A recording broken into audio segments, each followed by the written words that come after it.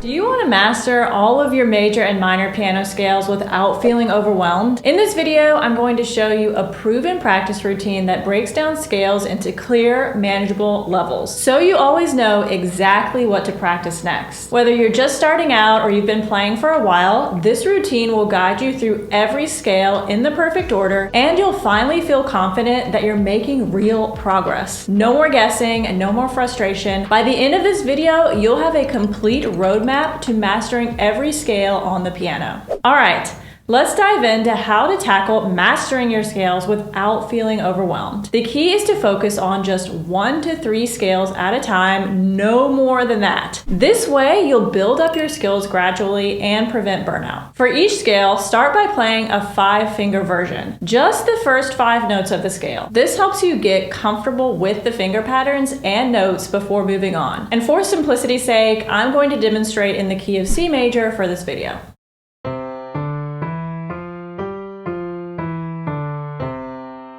So that was just the first 5 notes of the C major scale. Once you're comfortable with the 5-finger scales, move on to playing a full octave, one hand at a time, like this. I'll start with just my right hand.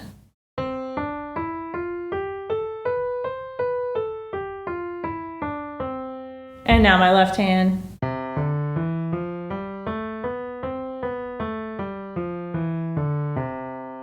Make sure you're really comfortable with each hand by themselves before the next step. Once you've got each hand down separately, start putting both hands together. Just play 1 octave at a time and do not rush this step.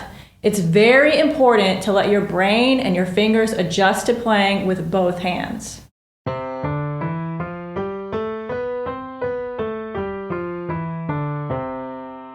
And it can be tricky because sometimes fingers are curving under and over at different times. So watch again a little bit more closely.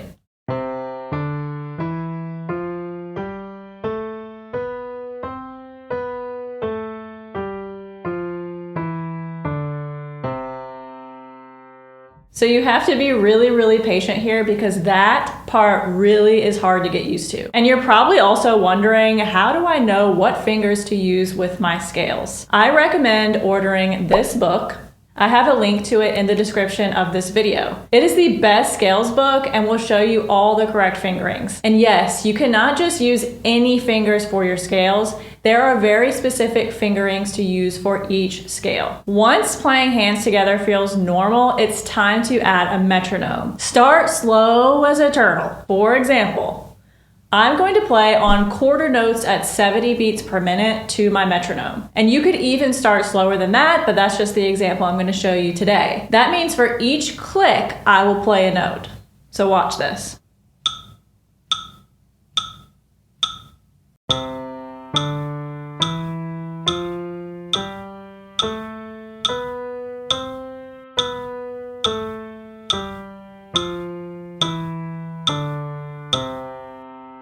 That is going to take some time. Again, be patient with all these steps. Once that feels easy, start increasing the metronome. Maybe next you go up to 75, then 80, then 85, then 90, 95, 100, and so on. Get very comfortable with 1 octave before you add any more. Once all of this feels solid, it's time to add a 2nd octave. But be careful here, adding an octave can throw you off because now you're dealing with thumb tucks. This is what I mean when I say thumb tucks. Here's when my thumb tucks under.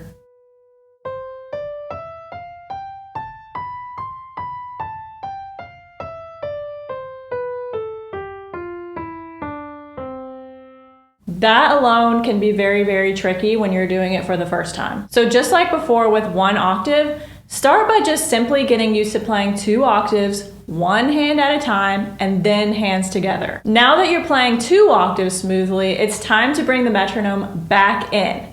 Just like with 1 octave, start slow, around 70 beats per minute or slower, playing on the beat. Adding that 2nd octave introduces the thumb tucks and other transitions that can mess with your timing.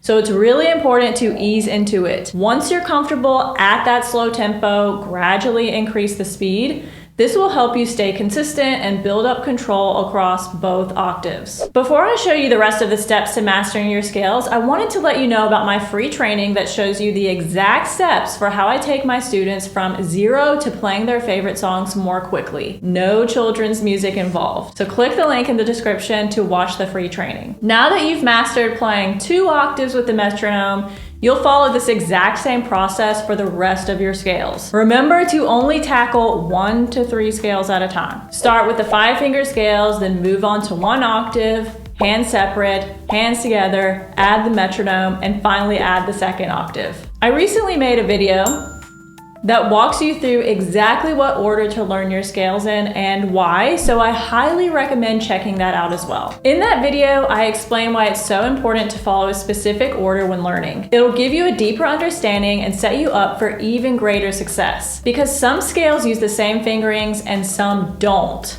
So I'll help you batch the ones with similar fingering so it makes learning them a lot easier. Once you've got all 24 major and minor scales down with 2 octaves and you can play them up to 100 beats per minute on the metronome, it's time to step it up a bit. The process here is the same as when you added the 2nd octave. As you add more octaves, your thumb tucks and transitions become even more important.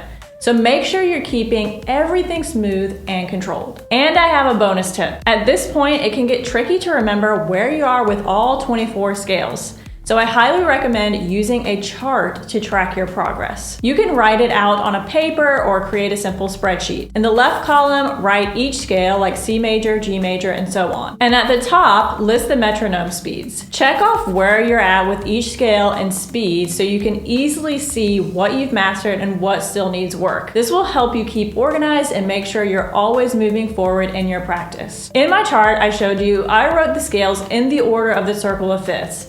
And if you have no idea what that means, watch this video. This might seem like quite the routine, and it is. It could take a few years to accomplish learning all of your scales. This is normal. Start with just a few scales at a time, follow the steps, and don't rush the process. And don't forget to watch my other video to make sure you're learning the scales in the right order. And don't forget to use your chart. Now you've got a solid routine to master your piano scales without getting so overwhelmed. But here's the thing, just like there's a roadmap for learning scales, I've created a clear step-by-step roadmap for how to learn the piano so that you can finally sit down and play your favorite songs much more quickly. In my free training, I'll show you step-by-step exactly what to learn in the right order so you can avoid all the guesswork and frustration with learning the piano. This roadmap will guide you through everything you need to know to not only play songs with chords, but also songs with melodies, and make real progress fast. Imagine being able to sit down at the piano like those hotel pianists and effortlessly play your favorite songs. I've seen so many of my students, like Christina, go from complete beginner to confidently performing live by following this exact method. Christina has taken my Piano Accelerator program and now even takes voice lessons at my local music school. She went from absolute zero to singing and performing on the piano at our biannual adult recitals. So if you're ready to unlock your full potential and learn piano in a way that actually works, click the link below to join my free training. You'll be amazed at how quickly you can improve when you've got a clear plan leading the way. And if this video helped you, be sure to like and subscribe, and I'll see you next time.